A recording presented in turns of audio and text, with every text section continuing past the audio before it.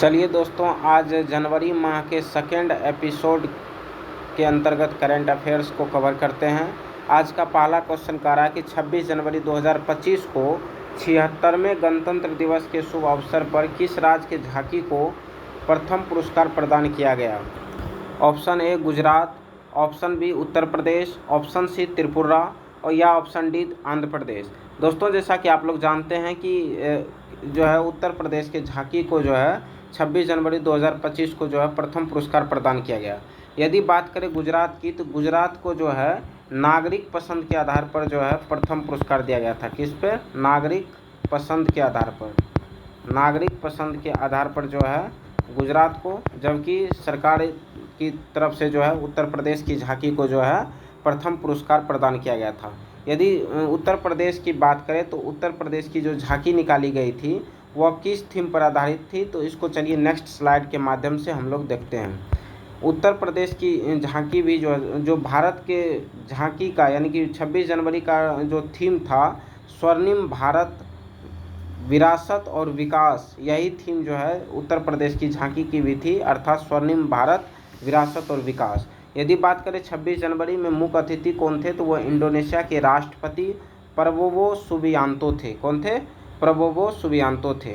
और यदि इस प्रश्न के अंतर्गत यदि बात करें कि सेकेंड पुरस्कार किसको प्रदान किया गया था, तो सेकेंड पुरस्कार जो है किसको प्रदान किया गया था, ये त्रिपुरा को प्रदान किया गया था। फर्स्ट पुरस्कार उत्तर प्रदेश को, सेकेंड पुरस्कार त्रिपुरा को, वहीं थर्ड पुरस्कार जो है आंध्र प्रदेश को प्रदान किया गया था। ठीक है, चलिए अगले प्रश्न की तरफ बढ़ते हैं। अगला प्रश्न कह रहा है कि राजस्थान में पूर्ववर्ती सरकार द्वारा गठित 17 नए जिलों में से कितने जिलों के गठन को हाल ही में निरस्त कर दिया गया है। Option A 9, option B 8, option C 7 और ऑप्शन डी 6। दोस्तों, जैसा कि आप लोग जानते हैं इसका सही आंसर है ऑप्शन ए, 9 जिलों को जो है निरस्त कर दिया गया है, जबकि 7 को संभाग अर्थात डिवीज़न को भी निरस्त किया गया है। कितना? 7 डिवीज़न को निरस्त किया गया है और 9 जिला को निरस्त किया गया है। ठीक है, चलिए आगे बढ़ते हैं। अगला प्रश्न कह रहा है कि हाल ही में सेना में शामिल किए गए सूरत एवं नीलगिरी क्या है। एक पनडुब्बी है, या एक अत्याधुनिक युद्धपोत है, या जासूस है, या फिर क्या है, मिसाइल है। दोस्तों, जैसा कि आप लोग जानते हैं इसका सही आंसर होगा ऑप्शन बी, एक अत्याधुनिक युद्धपोत है। सूरत और नीलगिरी क्या है, तो एक अत्याधुनिक युद्धपोत है। ठीक है, इसको जो है किसने विकसित किया है? इसको विकसित किया है मझगांव डॉक शिपयार्ड लिमिटेड ने। किसने? मझगांव डॉक शिपयार्ड लिमिटेड ने इसको विकसित किया है। यदि बात करें वागसीर की, एक और सेना में हाल ही में शामिल किया गया, क्या चीज़? वागसीर को शामिल किया गया है। वागसीर को, तो वागसीर क्या है? तो वागसीर जो है एक प्रकार का पनडुब्बी है। वागसीर क्या है? एक पनडुब्बी है। जबकि सूरत और नीलगिरी क्या है? तो एक अत्याधुनिक युद्धपोत है। और सूरत और नीलगिरी को किसने विकसित किया है? मझगांव डॉक शिपयार्ड्स लिमिटेड द्वारा विकसित किया गया है। चलिए अगले प्रश्न की तरफ बढ़ते हैं। अगला प्रश्न कह रहा है कि स्पेस डेक्स मिशन के तहत इसरो ने अंतरिक्ष में किन पौधों के बीज को केवल 4 दिन में अंकुरित कराने में सफलता प्राप्त की है। ऑप्शन ए गेहूँ, ऑप्शन बी जौ, ऑप्शन सी मटर, या ऑप्शन डी लोबिया। दोस्तों, ये बहुत ज़्यादा इम्पोर्टेंट क्वेश्चन है और जैसा कि आप लोग जानते हैं इसका सही आंसर ऑप्शन डी लोबिया होगा। ठीक है, चलिए अगले प्रश्न की तरफ बढ़ते हैं।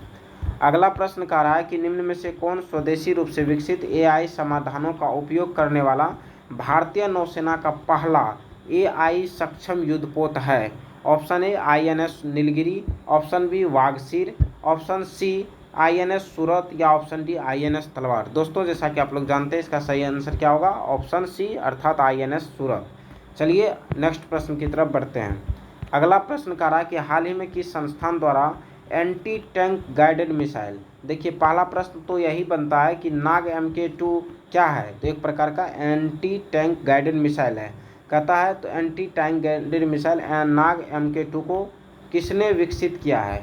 ऑप्शन ए इसरो ने, ऑप्शन बी DRDO ने, या ऑप्शन सी HAL द्वारा, या ऑप्शन डी उपर्युक्त में से कोई नहीं। दोस्तों, इसका सही आंसर है ऑप्शन बी DRDO द्वारा इन्हें विकसित किया गया है। चलिए आगे बढ़ते हैं। अगला प्रश्न कह रहा है कि हाल ही में उत्तर प्रदेश सरकार द्वारा धार्मिक और ऐतिहासिक महत्व को देखते हुए किन 2 जिलों को मिलाकर क्षेत्रीय विकास प्राधिकरण के गठन की योजना बनाई है। ऑप्शन ए वाराणसी और अयोध्या, ऑप्शन बी वाराणसी और प्रयागराज, ऑप्शन सी प्रयागराज और लखनऊ, ऑप्शन डी लखनऊ और नोएडा। इसका सही आंसर है ऑप्शन बी वाराणसी और प्रयागराज जो है को मिला करके जो है क्षेत्रीय विकास प्राधिकरण की गठन की योजना बनाई है उत्तर प्रदेश सरकार द्वारा। यदि बात करें तो इन दोनों वाराणसी और प्रयागराज के बीच में 5 जिलों को शामिल करते हुए, इस दोनों के बीच में कितना जिला इसमें शामिल होगा, 5 जिलों को शामिल करते हुए कुल जो है इसमें 7 जिले होंगे। कितने होंगे, इन दोनों के बीच में 5 को जिला को शामिल करेगा, लेकिन इन दोनों को मिला करके टोटल कितना जिले हो जाएंगे, तो इस क्षेत्रीय विकास प्राधिकरण में टोटल 7 जिला शामिल होगा। कितना होगा, 7 जिला, जबकि वाराणसी और प्रयागराज के बीच में 5 जिला होगा। ठीक है, चलिए आगे बढ़ते हैं। अगला प्रश्न कहता है कि भारतीय थल सेना में पहली बार रोबोटिक कुत्तों की यूनिट शामिल की गई है। इन रोबोट डॉग्स को क्या नाम दिया गया है जो एक म्यूल है? Option A Sanjay, option B Yudhishthir, option C Arjun या ऑप्शन डी कर्ण। दोस्तों इसका सही आंसर है ऑप्शन ए संजय, इन्हें नाम दिया गया है और इस तरह की 100 म्यूल सेना में शामिल करने की योजना है। कितने म्यूल, 100 म्यूल को शामिल करने की योजना है। चलिए आगे बढ़ते हैं। अगला प्रश्न कह रहा है कि कश्मीर की बर्फीली घाटियों में कहां से कहां तक पहली बार 85 किलोमीटर प्रति घंटा की औसत गति से वंदे भारत एक्सप्रेस पहुंची? ऑप्शन ए श्रीनगर से बडगाम तक, ऑप्शन बी श्रीनगर से लेह, ऑप्शन सी लेह से लद्दाख, ऑप्शन डी जम्मू से कश्मीर। दोस्तों इसका सही आंसर है ऑप्शन ए श्रीनगर से बडगाम तक जो है पहली बार वंदे भारत एक्सप्रेस पहुंची है। चलिए अगले प्रश्न की तरफ बढ़ते हैं। अगला प्रश्न कह रहा है कि हाल ही में भारत के किन 2 शहरों को आर्द्रभूमि शहर के रूप में मान्यता दी गई है? जो ऐसी मान्यता वाले ये भारत के पहले 2 शहर हो गए हैं। ऑप्शन ए इंदौर और जयपुर, ऑप्शन बी इंदौर व उदयपुर, ऑप्शन सी उदयपुर और भोपाल, ऑप्शन डी उदयपुर और जयपुर। दोस्तों इसका सही आंसर जो है वह इंदौर व उदयपुर है। क्या है, इंदौर व उदयपुर है। चलिए अगले प्रश्न की तरफ बढ़ते हैं। अगला प्रश्न कह रहा है कि संयुक्त राष्ट्र बाल कोष अर्थात यूनिसेफ की गत दिसंबर के अंत में जारी रिपोर्ट के अनुसार किस वर्ष को युद्धग्रस्त व संघर्षरत ग्रस्त क्षेत्र में रह रहे बच्चों के लिए द्वितीय विश्व युद्ध के बाद सबसे खराब वर्ष बताया है? ऑप्शन ए 2022 को, ऑप्शन बी 2023 को, ऑप्शन सी 2024 को या ऑप्शन डी 2025 को। दोस्तों इसका सही आंसर है ऑप्शन सी 2024 को बताया गया है। और इस डाटा के अनुसार 6 में से, कितने में से, प्रत्येक 6 बच्चे में से जो है में से एक बच्चा संघर्ष अथवा जो है युद्धग्रस्त क्षेत्र में रह रहा है। ठीक है, 6 में से 1। चलिए आगे बढ़ते हैं। अगला प्रश्न कह रहा है कि देश में वर्ष 2024 के दौरान नवीकरणीय विद्युत स्थापित क्षमता में कितने % की वृद्धि हुई, जिससे देश की कुल नवीकरणीय विद्युत स्थापित क्षमता 209.44 गीगावाट हो गई है? Option A 10.8%, option B 15.84%, option C 20.02% या ऑप्शन डी 25%। दोस्तों इसका सही आंसर है ऑप्शन बी 15.84% की वृद्धि दर्ज की गई है। और यदि बात करें इसका लक्ष्य का, तो 2030 तक जो लक्ष्य है कितना है, 500 गीगावाट। 2030 तक 500 गीगावाट जो है विद्युत क्षमता का लक्ष्य है। ठीक है, चलिए आगे की ओर बढ़ते हैं। अगला प्रश्न कह रहा है कि वित्त मंत्रालय की ताज़ा आंकड़ों के अनुसार सितंबर 2024 के अंत में भारत पर कुल बाह्य ऋण कितना था? ऑप्शन ए 625 अरब डॉलर, ऑप्शन बी 711.8 अरब डॉलर, ऑप्शन सी 811.8 अरब डॉलर या उपर्युक्त में से कोई नहीं। दोस्तों इसका सही आंसर है ऑप्शन बी 711.8 अरब डॉलर ये ऋण था, जो कि जीडीपी का कितना % है, जीडीपी का जो है 19.4% है। कितना है, 19.4% है। चलिए आगे बढ़ते हैं। अगला प्रश्न कह रहा है कि निम्नलिखित में से कौन सा कथन असत्य है? और इसके अंतर्गत 4 ऑप्शन दिए गए हैं और उनमें से चुन करना है। चलिए, CCPA का पूर्ण रूप कहता है सेंट्रल कंज्यूमर प्रोटेक्शन अथॉरिटी है। ऑप्शन बी इसरो के नए अध्यक्ष के रूप में डॉक्टर वी नारायण को चुना गया है या नियुक्त किया गया है। ऑप्शन सी CRPF के नए महानिदेशक के रूप में ज्ञानेंद्र प्रताप सिंह को नियुक्त किया गया है। ऑप्शन डी उपर्युक्त में से कोई नहीं। दोस्तों इसका तीनों ऑप्शन सही है, अर्थात CCPA का पूर्ण रूप जो है सेंट्रल कंज्यूमर प्रोटेक्शन अथॉरिटी है वहीं इसरो के नए अध्यक्ष के रूप में डॉक्टर वी नारायण को नियुक्त किया गया है और सीआरपीएफ के नए महानिदेशक ज्ञानेंद्र प्रताप सिंह है। तो इस अनुसार तीनों ऑप्शन सही होने की वजह से चूंकि असत्य कथन पूछ रहा है तो हमारा ऑप्शन क्या हो जाएगा, ऑप्शन डी हो जाएगा। इसमें मैं एक चीज़ और इंक्लूड करना चाहूँगा कि भारतीय एथलेटिक्स महासंघ, किसका, भारतीय एथलेटिक्स महासंघ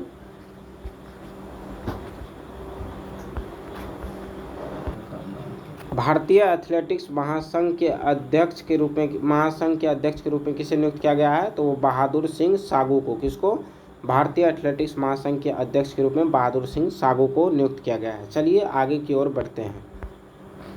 अगला प्रश्न कह रहा है कि निम्नलिखित कथनों पर विचार करें, और जिसमें 4 ऑप्शन दिए गए हैं, गुकेश डी, हरमनप्रीत सिंह, प्रवीण कुमार, मनु भाकर, और कह रहा है उपरोक्त में से किन्हें मेजर ध्यानचंद खेल रत्न पुरस्कार से हाल ही में सम्मानित किया गया है। ऑप्शन ए केवल 1 और 2, ऑप्शन बी केवल 2 और 3, ऑप्शन सी 1, 2, 3, या ऑप्शन डी उपरोक्त में से सभी को।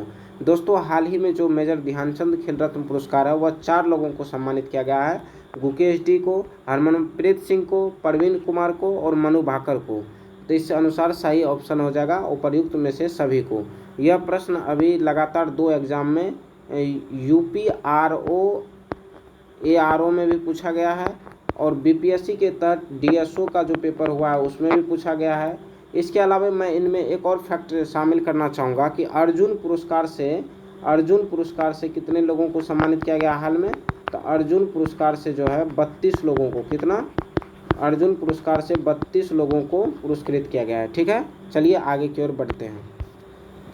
अगला प्रश्न कह रहा है निम्नलिखित कथनों पर विचार करें, और 4 नाम फिर से दिए गए हैं, मेजर मंजीत, जगदीश सिंह खेहर, नायक दिलवर खान, नागेश्वर रेड्डी। कथा उपरोक्त में से किन्हें वर्ष 2024-25 के कीर्ति चक्र से सम्मानित किया गया है।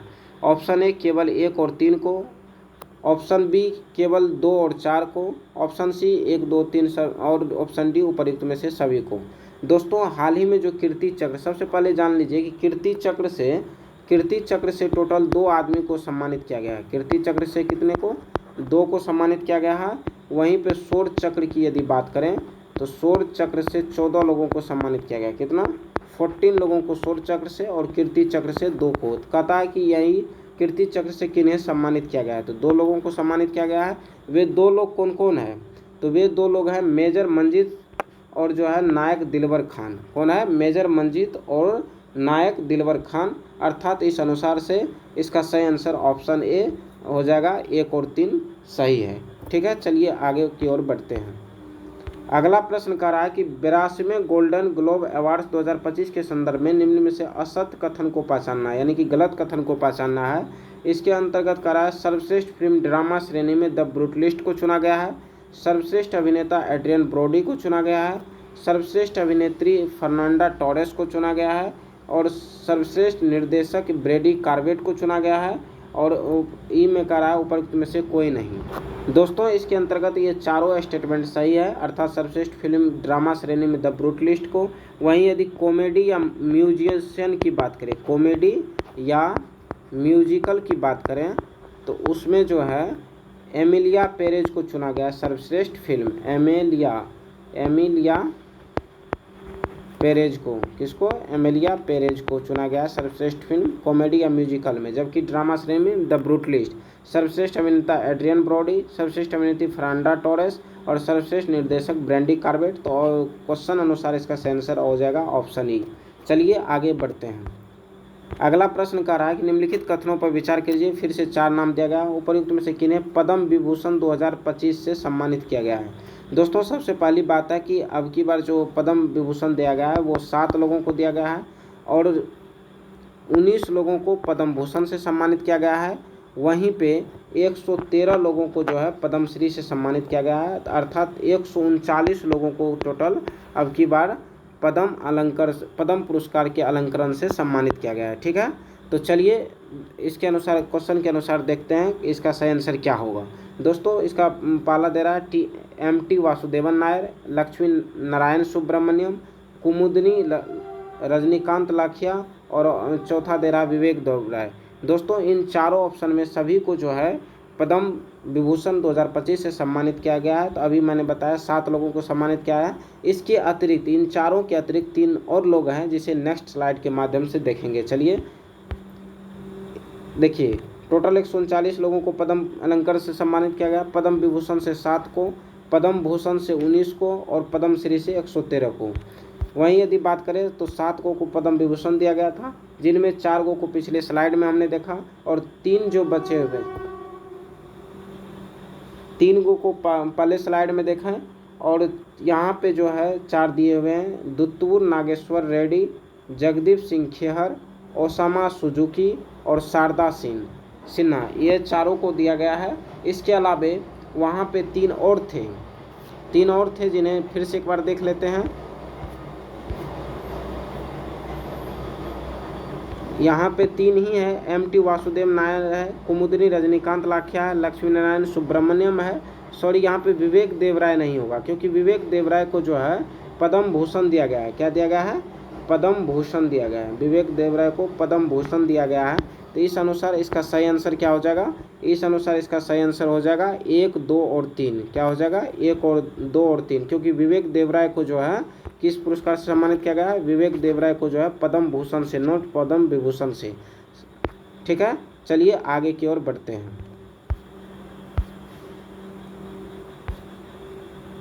यदि पद्म भूषण की बात करें तो कुछ महत्वपूर्ण लोगों को जान लेते हैं जिन्हें पद्म भूषण से सम्मानित किया गया। पहला आदमी है पंकज उदास, दूसरा सुशील मोदी, तीसरा मनोहर जोशी, PR श्रीजेश, उसके बाद शेखर कपूर और नंदमुरी बालकृष्ण। इन लोगों को जो है पद्म भूषण से सम्मानित किया गया है। इसके अलावा हमने अभी चौथे ऑप्शन के रूप में उसमें देखा था, विवेक देवराय को भी पद्म भूषण से सम्मानित किया गया है। चलिए आगे बढ़ते हैं। अगला प्रश्न कह रहा है कि वर्ष 2024 के सर्वश्रेष्ठ क्रिकेटर के साथ ही साथ सर्वश्रेष्ठ टेस्ट क्रिकेटर का पुरस्कार किसे दिया गया है? ऑप्शन ए जसप्रीत बुमराह को, ऑप्शन बी स्टीव स्मिथ को, ऑप्शन सी जो रूट को या ऑप्शन डी विराट कोहली को। दोस्तों, जैसा कि आप लोग जानते हैं, इसका सही answer option A Jasprit Bumrah होगा।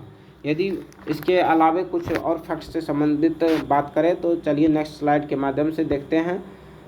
नेक्स्ट स्लाइड के अंतर्गत देखिए, T20 का जो सर्वश्रेष्ठ प्लेयर 2024 चुना गया है वो अर्शदीप सिंह को चुना गया है। वहीं वनडे का सर्वश्रेष्ठ प्लेयर अजयतुल्ला उमर जेई को चुना गया है।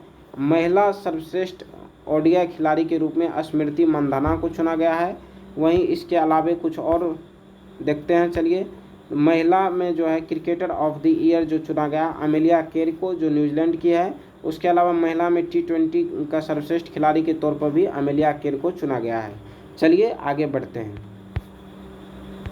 अगला प्रश्न कर रहा है कि नेताजी सुभाष चंद्र बोस आपदा प्रबंधन पुरस्कार 2025 से किसे सम्मानित किया गया? ऑप्शन ए 60 पैराशूट फील्ड अस्पताल उत्तर प्रदेश, भारतीय राष्ट्रीय महासागर सूचना केंद्र हैदराबाद, ओडिशा राज्य प्रबंधन प्राधिकरण और लुंगल लेई फायर स्टेशन मिजोरम। दोस्तों, यदि 2025 का पूछा जा रहा है, यदि 2024 का पूछता तो वो हो जाता 60 पैराशूट फील्ड अस्पताल उत्तर प्रदेश। लेकिन इस प्रश्न के अनुसार सही आंसर ऑप्शन बी होगा। हाल ही में भारतीय राष्ट्रीय महासागर सूचना केंद्र हैदराबाद को जो है नेताजी सुभाष चंद्र बोस आपदा प्रबंधन पुरस्कार से सम्मानित किया गया है।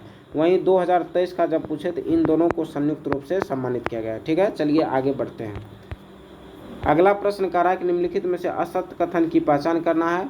ऑप्शन ए 4 जनवरी विश्व ब्रेल दिवस, ऑप्शन बी 9 जनवरी प्रवासी भारतीय दिवस, ऑप्शन सी 10 जनवरी विश्व हिंदी दिवस, ऑप्शन डी 25 जनवरी राष्ट्रीय मतदाता दिवस या ऑप्शन ई उपर्युक्त में से कोई नहीं।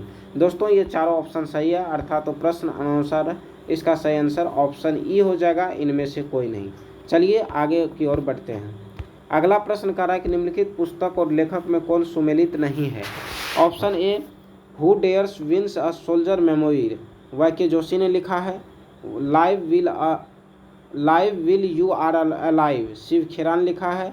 Wild fictions essays, Amitabh Ghosh ने लिखा है। Option D the new icon Savarkar and the facts, Arun Shourie लिखा है। दोस्तों, ये चारों ऑप्शन सही है और इसका सही आंसर क्या हो जाएगा? ऑप्शन ई हो जाएगा। चलिए आगे की ओर बढ़ते हैं। अगला प्रश्न कह रहा है कि हाल ही में ऑटोमोबाइल क्षेत्र की एशिया की सबसे बड़ी प्रदर्शनी भारत मोबिलिटी ग्लोबल एक्सपो 2025 का आयोजन कहाँ किया गया? ऑप्शन ए नोएडा में, ऑप्शन बी नई दिल्ली में, ऑप्शन सी मुंबई में, ऑप्शन डी बिहार में। तो दोस्तों इसका सही आंसर हो जाएगा ऑप्शन बी, नई दिल्ली में ये आयोजन किया गया। इससे पहले हर एक बार कहाँ किया जाता था, नोएडा में किया जाता था, लेकिन अब की बार जो है दिल्ली में किया गया, इसलिए इम्पोर्टेंट है। चलिए आगे की ओर बढ़ते हैं। अगला प्रश्न है, हाल ही में 23वां दिव्य कला मेला का आयोजन कहाँ हुआ? ऑप्शन ए वडोदरा में, ऑप्शन बी जयपुर में, ऑप्शन सी भुवनेश्वर में या ऑप्शन डी कानपुर में। दोस्तों इसका सही आंसर है ऑप्शन ए वडोदरा में ये आयोजित की गई है। चलिए आगे की ओर बढ़ते हैं। अगला प्रश्न कह रहा है कि हाल ही में किन देशों के सशस्त्र बलों का संयुक्त अभ्यास डेविल स्ट्राइक का आयोजन किया गया है? Option A France, option B America, option C Japan, option D Bharat. दोस्तों डेविल स्ट्राइक का जो आयोजन है वो भारत में किया गया है। चलिए आगे की ओर बढ़ते हैं। अगला प्रश्न कह रहा है कि ऑस्ट्रेलियाई ओपन 2025 के पुरुष एकल का विजेता कौन बना है? ऑप्शन ए अलेक्जेंडर ज्वेरेव और option B Jannik Sinner, option C Henry Patten या ऑप्शन डी हैरी हेलियोवारा। दोस्तों इसका सही आंसर है ऑप्शन बी, यानिक सिनर ने जो है अलेक्जेंडर ज्वेरेव को हरा करके जो है ये विजेता बने हैं। वहीं महिला विजेता की यदि बात करें तो वो कौन है? मेडिसिन कीज है, महिला में जो है मेडिसिन कीज है, जबकि यानिक सिनर किन्हें हरा करके बने हैं? अलेक्जेंडर ज्वेरेव को। चलिए आज के इस सेशन के लास्ट प्रश्न की तरफ बढ़ते हैं। कह रहा है कि हाल ही में उत्तराखंड सरकार ने किस तिथि को राज्य में समान नागरिक संहिता दिवस मनाने की घोषणा की है? ऑप्शन ए 25 जनवरी, ऑप्शन बी 26 जनवरी, ऑप्शन सी 27 जनवरी, ऑप्शन डी 28 जनवरी। दोस्तों इसका सही आंसर है ऑप्शन सी 27 जनवरी। इस प्रकार से मैंने इस 2 एपिसोड के माध्यम से संपूर्ण जनवरी माह के करंट को कवर करने का प्रयास किया। इसके अलावा इसी चैनल पे आपको सुपर 30 करंट अफेयर्स के भी सीरीज मिल जाएंगे, वो भी आप जनवरी माह के यदि देख लेते हैं तो इस तरह से आपका सभी प्रकार के करंट जो बन सकते थे जनवरी माह के वो आपके कवर हो जाते हैं। चलिए इस वीडियो में इतना ही, फिर मिलेंगे फरवरी माह के करंट के साथ। तब तक बहुत बहुत धन्यवाद।